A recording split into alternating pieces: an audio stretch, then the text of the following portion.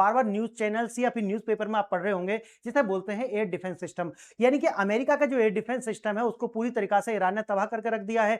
लेकिन ये जो शब्द है इसके मायने क्या हैं और वास्तव में भारत इसमें बहुत ज्यादा लीडर कैसे है, बहुत ज्यादा आगे कैसे है, आज हम यही देखने वाले हैं। लेकिन अगर अब भारत के परिप्रेक्ष्य की हम बात करते हैं, अपने कंट्री पर हम फोकस करते हैं, तो आप जानते होंगे कि भारत का जो है एक प्रोग्राम है जिसको बोलते हैं सुदर्शन चक्र। और ये जो प्रोग्राम है इसे आप कंप्लीट एयर डिफेंस सिस्टम आप समझ सकते हैं, जिसको हमें 2035 तक डेवलप करना है पूरी तरीका से। अच्छा, ये जो है मल्टी लेयर्ड है, इसका मतलब है ये पूरी तरीका से मल्टी लेयर्ड है। इसके अंदर ऐसा नहीं कि एक लेयर है, नहीं, इसको मल्टी लेयर्ड तरीका से जो है बनाया गया है। और भारत में एक बात और याद रखना, भारत अभी इसके लिए जो सबसे आउटर आउटर जो इसका कोर है उसको S-400 जो है, जो कि रूस से आयातित आप जानते हैं, इसके द्वारा हमने प्रोटेक्टेड किया हुआ है। लेकिन भारत ने इसका भी जो तोड़ है वो निकाल लिया है। 2035 तक पूरा का पूरा जो सुदर्शन चक्र है, जिसके अंदर आप देखिए S-400 है, आकाश तीर, उसका मैं आगे बताऊंगा, और एक है बराक 8। यानी कि हमने आने वाले समय में, क्योंकि जो वारफेयर होंगे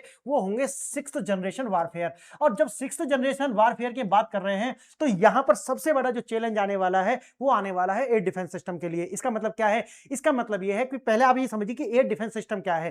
देखिए, एयर डिफेंस सिस्टम क्या होता है कि जैसे यहां पर समझिए ये एयर डिफेंस सिस्टम है, ये ऐसा है ना। इसका मतलब यह है कि अगर आसमान में आपके देश की बाउंड्री के अंदर कोई भी फॉरेन ऑब्जेक्ट आता है, इसका मतलब है कोई अनजान वस्तु आती है, चाहे वो यूएवीज के रूप में हो या फाइटर जेट के रूप में हो या किसी भी तरीका की कोई वस्तु हो, तो ये क्या करता है एयर डिफेंस सिस्टम में, सबसे पहले इसको क्या करते हैं कि वो सर्च करते हैं, जिसे हम कहते हैं कि खोज रहे हैं कि भाई किसी तरीका से उसको स्कैन करा जा रहा है।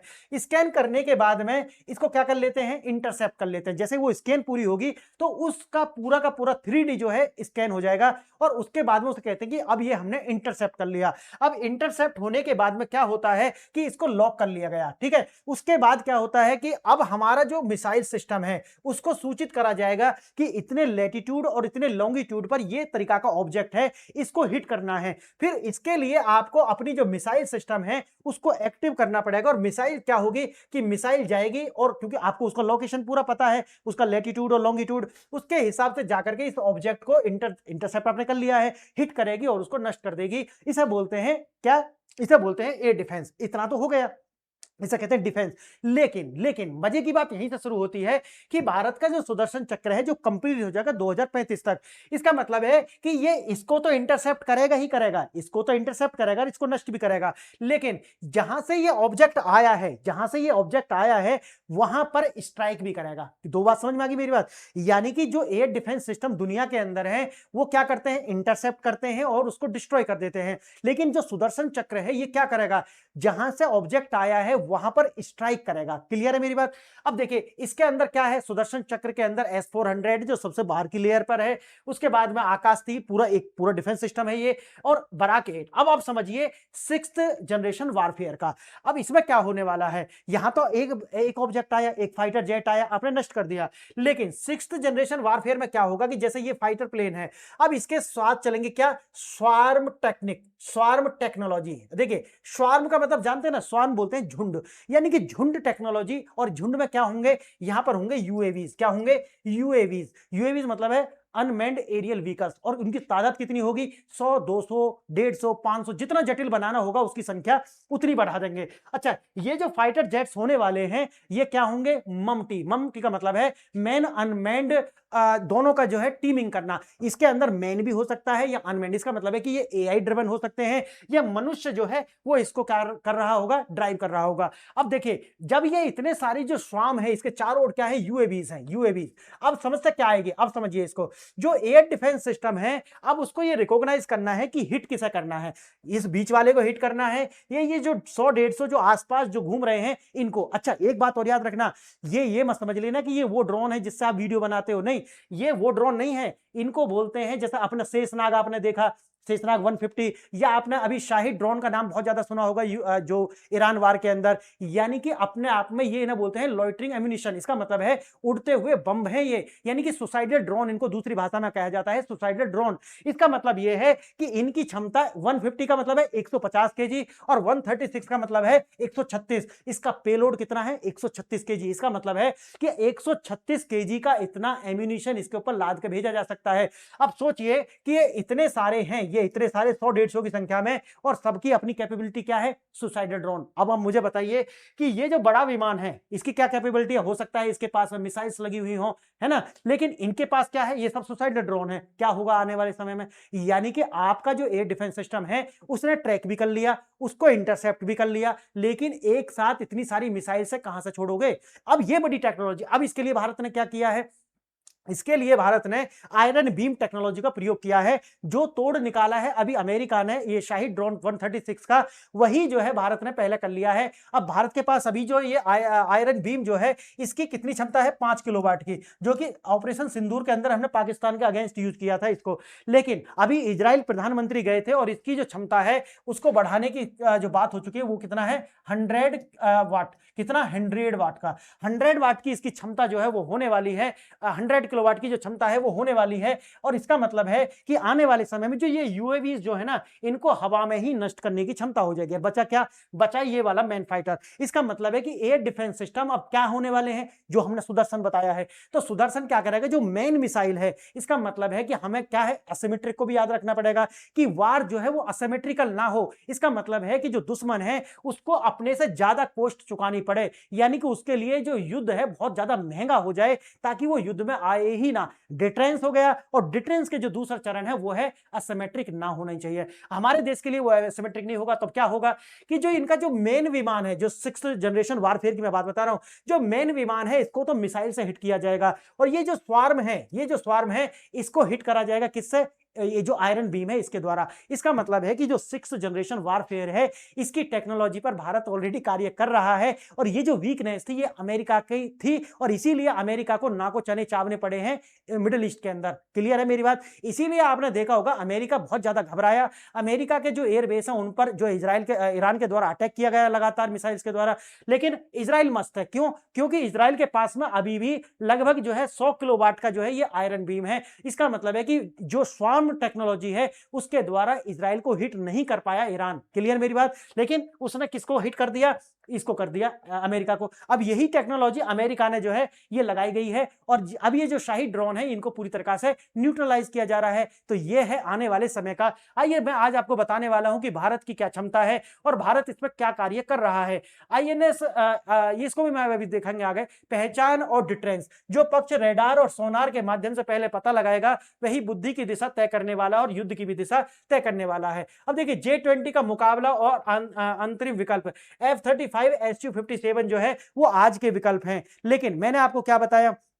अब भारत क्या कर रहा है, इसके लिए मैंने अलग से वीडियो बनाई थी। Su-57 के साथ ही अब भारत गया है। उसका कारण क्या था? उसका कारण था 100% टेक्नोलॉजी। और आने वाला जो समय है उसमें तो आप जानते हैं कि एमका के तहत जो है भारत में ही इसको तैयार किया जा रहा है कि एक तो जो कावेरी इंजन है उसको जो है आफ्टर बर्नर टेक्नोलॉजी से जो है लेस किया जाएगा, जिससे उसका जो अभी क्षमता क्या है 50 kN का क्षमता है, लेकिन इसको जो है 100 kN तक लेकर के जाना है। ये तभी हो पाएगा जब हम इसके लिए आफ्टर बर्नर टेक्नोलॉजी से लेस कर लेंगे। और दूसरा क्या है, आप जानते हैं कि फ्रांस का सेफ्रॉन हो या अमेरिका का जनरल इलेक्ट्रिक हो या ब्रिटेन का रोल्स रॉयस हो, ये सारे भारत में आकर के कार्य कर रहे हैं, और भारत के पास में 10 साल का विंडो है। 10 साल बाद आप 2035 तक आप देखोगे कि भारत पूरी तरीका से एयर डिफेंस सिस्टम हो या फिर जो अपना डिफेंस है उसके लिए पूरी तरीका से आत्मनिर्भर हो जाएगा। उसके बाद कोई भी आगे नहीं, कोई भी पीछे नहीं, और भारत को फिर कोई रोक नहीं सकता। और मैंने तो इसके लिए बताया है ना, देखो असली शक्ति तो डिफेंस से आती है ना। आज मिडिल ईस्ट के पास में सब कुछ है, लेकिन आज वो अपने डिसैलिनाइजेशन प्लांट्स को नहीं बचा पा रहे हैं। आज वो अपने जो ऑयल डिपोज हैं उनको नहीं बचा पा रहे हैं। इसका मतलब है कि आज वो सुरक्षित नहीं है। अगर सुरक्षित रहना है तो क्या करना पड़ेगा? सुरक्षित रहना तो डिफेंस और डिटरेंस क्रिएट करना पड़ेगा।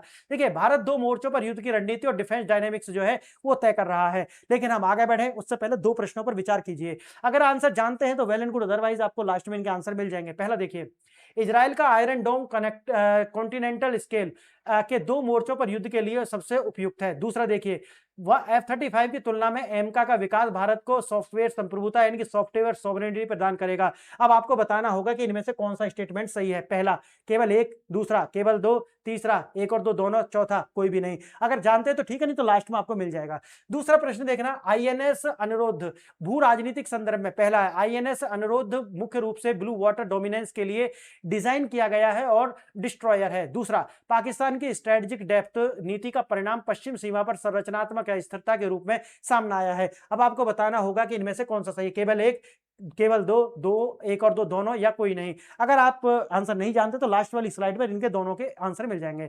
अब देखिए, गिरती स्क्वाड्रन संख्या, भारतीय वायुयान स्वीकृत स्तर से नीचे हैं। आपको मैंने पहले भी बताया है, लगभग 29 के हमारे पास हैं। हमको कितना चाहिए, 42 स्क्वाड्रन चाहिए। हमारे पास कितने स्क्वाड्रन हैं अभी, 29 हैं। J-20 ऑफ ऑपरेशनल और निरंतर अपग्रेडेड जो है WS-15 इंजन का जो है प्रयोग जो है चाइना कर रहा है। अब देखिए, मैंने जैसा कि आपको बताया है कि भारत जो है चाइना की जो क्षमता है उनसे अच्छी तरीका से परिचित है, और ये भारत ही नहीं, चाइना भी जानता है। चाइना ने देखो पूरा आश्वासन दिया ईरान को, लेकिन अपने आप को वहां नहीं पहुंचा। क्यों? कारण ये है कि J-20 पहले वहां अभ्यास कर रहे थे, लेकिन जैसे ही युद्ध छिड़ता है, ये अपने पूरे तामझाम को बांध करके जो है चाइना वहां से दबा करके पूछ भाग जाता है, और आज तक सिर्फ बयानबाजी के अलावा कुछ भी नहीं है। और वो भी एक दो बयान आए हैं। कारण है $3 ट्रिलियन, कारण है $3 ट्रिलियन जो है इनके जमा है अमेरिका के अंदर। वो सारे के सारे वही होगा जो ईरान के साथ हुआ है। ईरान के $300 बिलियन जो है वो अमेरिका ने सीज कर लिए हैं। उसी तरीका से आपने देखा होगा कि जब यूक्रेन और रूस का जो युद्ध चला था, उस समय में भी अप्रोक्सीमेट $350 बिलियन जो है वो रूस के भी अमेरिका ने सीज कर लिए थे। लेकिन चाइना अगर फालतू बोलता है तो $3 ट्रिलियन का जो है वो चपेट लग जाएगा इसको, इसलिए कुछ भी नहीं बोल रहे हैं, सब कुछ चंगासी ऐसा दिखा रहे हैं। देखिए, पाकिस्तान के J-17 ब्लॉक 3 के साथ जो है आधुनिकीकरण और स्टील तलाश रहा है। लेकिन मैंने जैसा कि बताया कि ये सिर्फ और सिर्फ पेपर किंग है, इससे ज्यादा ये नहीं ठहरने वाले। भारत को जो है जमीन पर लड़ करके जीतने का जो है वो मादा आता है। भारत की जो ना वो नहीं है यार, इनसे किसी भी तरीका से तुलना नहीं है। मेरे बहुत सारे बंधु आ जाते हैं, कमेंट में लिखते हैं कि अरे सर 400 साल आ गए हैं, 500 साल आ गए हैं। मैं जानता हूं कि उनका जो है शिकार हो चुका है। जो चाइनीज मीडिया भारत के अंदर बैठी हुई है वो बताते हैं और ये मान लेते हैं। वास्तव में अगर आपको देखना है, हमारी तो स्टडी भी है चाइना के ऊपर, लेकिन अगर आपको देखना है तो चाइनीज मीडिया को फॉलो कीजिए, और वो वाली चाइनीज मीडिया नहीं जो उनके स्टेट ड्रिवन है, नहीं, जो वास्तव में नीचे काम कर रहे हैं उन्हें आप देखिए, तो आपको पता चलेगा कि चाइना की स्थिति वास्तव में है क्या। देखिए, आधुनिक युद्ध का नया नियम, फर्स्ट डिटेक्शन सर्वाइवल जैसा 5वीं पीढ़ी का चौराहा है, आंतरिक समाधान बनाम संप्रभुता। इसके अंदर क्या है, F-35 अतुलनीय स्टील और कम्बैट इकोसिस्टम, काटसा का प्रभाव, सॉफ्टवेयर संप्रभुता का अभाव, और रूसी उपकरण Su-30 MKI के साथ इंटीग्रेशन की समस्या जो है भारत की आएगी। मैंने तो बताया कि देखिए, भारत जो है वो Su-57 के साथ गया क्यों है। पहली बात तो ये है कि हम ज्यादा फेमिलियर हैं रूस के जितने भी वेपन्स हैं उनके साथ में, चाहे उनके जेट फाइटर्स हों या फिर किसी भी तरीका के और हथियार हों। दूसरा क्या है, हमारा जो डिफेंस सिस्टम है S-400 वो रूस से लिया गया है, और हमारे अगर जेट फाइटर्स भी रूस से ही लिए जाते हैं, इनका इंटीग्रेशन हमारे डिफेंस के साथ में या फिर एयर डिफेंस के साथ में आसानी से हो सकता है। इसीलिए जो है हम काटसा देखिए, काटसा लगा करके एग्जीक्यूशन कर पाए, इसकी अब अमेरिका के अंदर वो क्षमता नहीं बची है। और वास्तव में मैं चाहता हूं कि ईरान के वार में अमेरिका पूरी तरीका से जो है घुटनों पर आ जाए, और इसमें ईरान तो नष्ट हो ही जाए पूरी तरीका से, जो इसकी अभी जो मुल्ला रिजीम है। लेकिन वास्तव में जो अमेरिका है वो भी पूरी तरीका से घुटने पर आना चाहिए, मजा तभी आएगा। और भारत वास्तव में यही चाहता है। अच्छा, एक बात और याद रखना, ये ईरान और अमेरिका ये दोनों अगर कमजोर होते हैं तो इसकी परिणति आएगी चाइना पर, क्योंकि चाइना का आप जानते हैं कि 20% से ज्यादा गैस और ऑयल जो है वो आता है किससे, ईरान से। अब ईरान के जो संसाधन है उन पर कब्जा होगा किसका, अमेरिका, या अमेरिका के जो भी पिट्ठू सरकार होगी उसका। तो ये चाइना से तो रिश्ते उनके खराब होने हैं। देखो उन्होंने नेपाल के अंदर क्या किया है, आप जानते हैं ना, बालेन शाह जो है प्रधानमंत्री बन चुका है। वालेन साहब पूरी तरीके से पिट्ठू है अमेरिका का, और आप देखेंगे कि उसकी चाइना से दूरी बन जाएगी। कारण है यानी कि उनका इस्तेमाल होगा चाइना के अगेंस्ट, कभी भारत के अगेंस्ट, कारण वो अमेरिका का पिट्ठू है इसलिए। अब देखिए, काटसा तो अमेरिका जो है नहीं लगा पाएगा खतरा। J-20 का मुकाबला स्टील संदेह और यूक्रेन के साथ कारण जो सप्लाई चेन स्थिरता आएगी, स्थिरता जो है वो जैसे मैंने बताया कि Su-57, और मैंने माना है कि देखिए पंखों से उड़ान नहीं होती, हौसलों से होती है। और भारत जो है इस बात को अच्छे से समझता है कि जो इनके J20 हो या WS जो भी इनका नई नई तकनीक हो, वो भारत के सामने नहीं टिक पाएंगे। चाइना भी जानता है और दुनिया भर के जितने भी और जो भी जानकार हैं वो इस पर बात भी करते हैं कि देखिए चाइना जो दिखाता है चाइना वो है ही नहीं। चाइना वास्तव में जीरोक्स है वेस्ट की, जीरोक्स है रसिया की। इसीलिए चाइना की जो टेक्नोलॉजी आपने देखा कि ऑपरेशन सिंदूर के तहत भी हमने उसको 24 घंटे नहीं लगन दिए। उनका जो सिस्टम था एयर डिफेंस सिस्टम कार्य ही नहीं कर पाया। और आज तो ये स्थिति है कि उनके जो नूर खान एयरबेस को जो है अफगानिस्तान के ड्रोन जो है वो ठोक करके चले जाते हैं, इन पर कुछ नहीं होता है। ये बड़ी बात है अपने आप में। इसका मतलब है कि चाइना का जो एयर डिफेंस सिस्टम है वो पूरी तरीके से खराब है। चाइना के जो फाइटर जेट्स हैं वो सिर्फ डिटेरेंस के लिए हैं, वो कभी जमीन पर नहीं उतर पाएंगे। और कभी मौका मिला तो आप भी आकर के कमेंट करना, आप तो ये कहते थे चाइना तो जो लड़ रहा है, चाइना कभी नहीं लड़ पाएगा। चाइना तो आप जानिए ताइवान से नहीं लड़ पाएगा, ये भी याद रखना। देखिए इंटरनल वेपन्स में भारत को देखिए, भारत तो ठीक है अपना कर ही रहा है, लेकिन भारत जो है अपनी क्षमता अपने तरीका से जो है कर रहा है। और जितना भी है अभी हमारे पास में वो चाइना के लिए एनफ है। देखिए यह केवल एक विमान नहीं है, भारत की अपनी जो है इंडिजीनियस जो है इकोसिस्टम सुविधा पे स्पष्ट है। जो मैंने अभी आपको बताया कि हमारा जो इंटीग्रेशन है वो आसानी से रूस के साथ हो सकता है और यही उसको जो है परिणाम है। आधुनिक युद्ध अब केवल टैंक या बॉर्डर पर नहीं लड़े जाएंगे। आप जानते हैं, जो मैंने आपको शुरू में बताया, ये शहर, एयरबेस और इंफ्रास्ट्रक्चर जिन पर मिसाइल है, ड्रोन्स, रॉकेट जो है सटीक हमला करेंगे, इस स्तर पर जो है लड़े जाने वाले हैं। इसको बोलते हैं 6th जनरेशन वारफेयर होने वाला है। और यहां पर जो भी असिमेट्रिक जिसके भी पक्ष में जाएगी वही जो व्यक्ति है, वही जो देश है वो जीत जाएगा। यानी कि जो भी सस्ता और जो भी आधुनिक हथियारों का प्रयोग करेगा वही जीतेगा इसमें, और मास प्रोडक्शन जो कर सकता है वो। और भारत इसमें अब जो है अपनी महारत हासिल कर रहा है। इजराइल की ढाल, आयरन डोम हो या डेविड स्लिंग एरो, संकीर्ण भूगोल, नैरो ज्योग्राफिक घने रॉकेट्स के हमले जो है वो बेहतरीन तरीका से एग्जीक्यूट कर पाया। भारत की चुनौती क्या है कि भारत का खतरा कॉन्टिनेंटल स्केल का है। भारत को चीन लंबी दूरी की हाइपरसोनिक मिसाइलें, पाकिस्तान के शॉर्ट रेंज क्रूज के दो मोर्चों पर जो है संयुक्त खतरा एक तरीका से भारत के सामने है। इसको देखते हुए हमें जिस तरीका से एयर डिफेंस चाहिए, आप जानते हैं जिसको बोलते हैं सुदर्शन चक्र। और ये जो सुदर्शन चक्र है, मैंने बताया कि ये मल्टी लेयर्ड है और सबसे ज्यादा आधुनिक है। ये जो है 6th जनरेशन वारफेयर को ध्यान में रख करके ही इसको डिजाइन किया जा रहा है। और इसका अंतिम जो वो है 2035, यानी कि 2035 तक ये बन जाएगा। इसका मतलब है कि आने वाले जो युद्ध होंगे उनके लिए भारत जो है पहले से तैयार है। मैंने जैसा कि बताया, सबसे आउटर लेयर में इसका जो है S-400 है। इसका जो मिड लेयर है उसके अंदर बराक 8 है, और जो सबसे अंदर वाला है उसके अंदर आकाश तीर या फिर आकाश एयर डिफेंस सिस्टम है। तो आप समझिए कि इस तरीका से भारत जो है पूरी तरीका से घिरा हुआ है।